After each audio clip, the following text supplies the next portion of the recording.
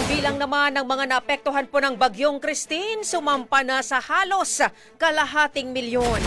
Brigada Jigo Custodio, ibrigada mo! Brigada Live Report. Nadagdagan pa ang bilang ng mga individual na naapektuhan ng pananalasa ng Bagyong Christine. Sa huling report ng DSWD Disaster Response Management, sumampa na sa halos kalahating milyong individual ang naapektuhan o katumbas na mahigit 100,000 pamilya. Malaki na rin ang bilang ng mga pamilyang nananatili sa mahigit 200 evacuation centers na nasa 4,000 pamilya o katumbas ng mahigit 15,000 individual.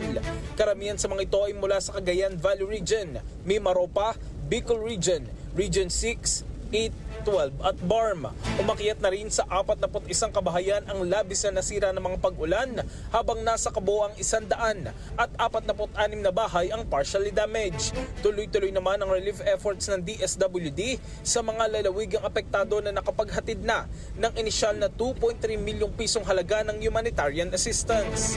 In the heart of changing lives, ito si Brigada Jigo Custodio ng 105.1 Brigada News of Manila. The Music News. Brigada Balita Nationwide sa tanghali.